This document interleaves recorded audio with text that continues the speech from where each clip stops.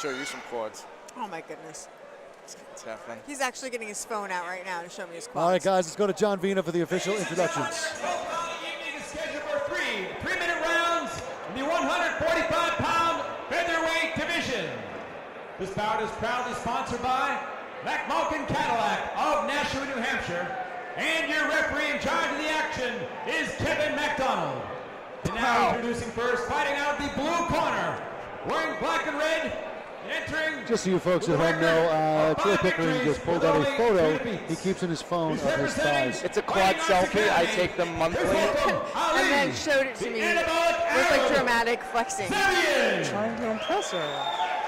I'm very impressed right now. And his opponent across the cage, fighting out of the red corner, wearing white with black, entering the cage with a record of 2 victories with only 1 defeat. He's representing Evolution Athletics. Please welcome Taylor Tate Costantino. I like that his nickname is the same as Taylor Swift's. Yeah. Oh, hey, Tay-Tay. I think Troy was right. The puke corner is going to end the curse. Is it Tay-Tay? All right, here we go, I'm guys. so red corner. Fight number 12 underway. To my credit, this is just a knee-jerk reaction to the size of quads. I just see explosiveness in our Armenian friend. Costantino may have his ticket. I think Costantino is actually Greek and not Italian, too. He is. I'd like to say. Good takedown. Good takedown defense. Attempt, We'll see how well they work against the cage. It's pummeling in for underhooks. I think I actually talked to Taylor. Come up, forehead pressure. Ankle picks here. Ankle picks here. Oh, Taylor hates cats.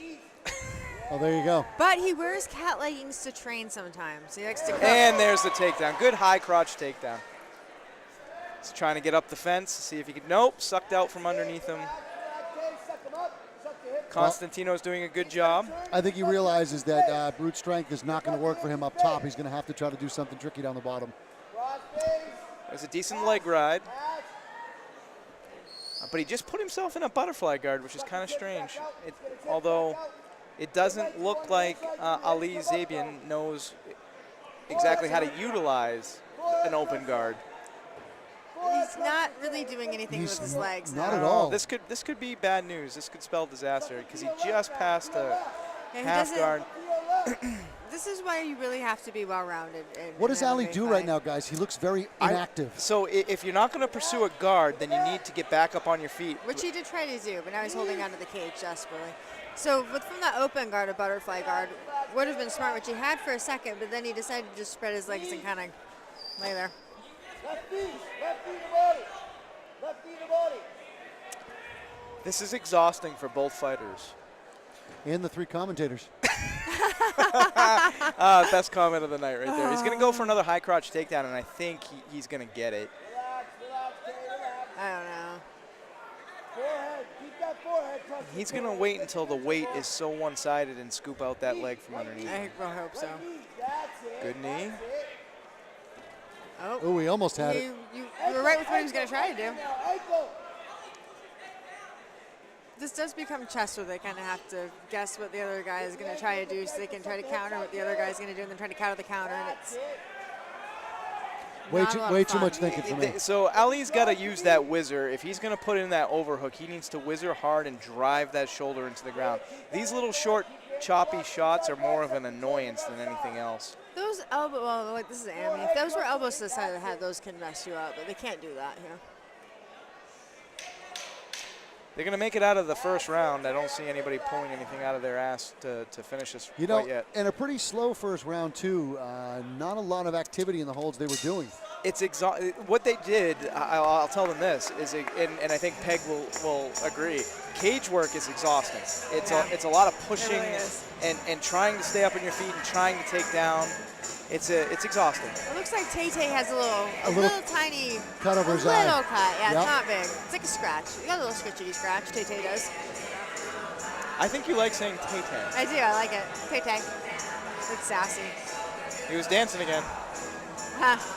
It turns out that that's Calvin's Calvin Cater's dad's friend. Is it? Look, look, look, look.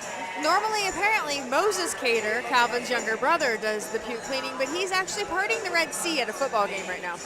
I'm not lying. Calvin told me this. That's where Moses is. Moses is partying the Red Sea at his high school football game. He was unable to come clean up Vomit Fest, so his father's friend is doing it. I'm sure he's upset he missed it. So usually it is a much younger man in there cleaning up the vomit and sweat. But he's partying the Red Sea tonight. I understand. Told you I get the dirt. So our Armenian friend here has to do whatever he can to keep, and he needs to utilize a little anti-jiu-jitsu here. He needs to stay on his feet. Which is also jiu-jitsu. I think that's what he wanted to do in the first place. And Costantino did a smart thing and wouldn't let him.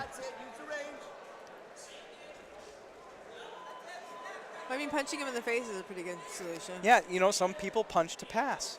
I was going to make T-shirts that said that. Punch to pass. I punch to pass. That's a great phrase. I think you see Costantino go in for a shot here because I don't think he wants to stay in this exchange. Yeah, that was strange. Ali dropped levels like he was going to take a shot. Someone's got to do something soon. There we go. Good leg kick by Ali. And takedown. Costantino's on his back. Let's see if he knows enough wrestling to nullify some jiu-jitsu. Power half, Nelson being utilized here. Some decent collegiate wrestling being used. Keep coming, Taylor. We're not staying here, right? You're using the cage, you're coming right back up. Up, Taylor, up. Not a position that Costantino's going to want to stay in. Stay to the cage, right? If Ali is smart, he'll use a gut wrench. Taylor, left to the cage, left shoulder to the cage. Left shoulder to the cage. Constantino looking for a Kimura. How very Sakuraba of him. Not likely unless he's a lot stronger than he looks. Agreed. Let's come up. If he doesn't abandon the Kimura, he's basically committing to his back. Come up. Come up. That's it, all the way up now, Taylor, all the way up. Don't stop. Hand fight. Chancellery grip, front headlock. Hand fight. Good wrestling.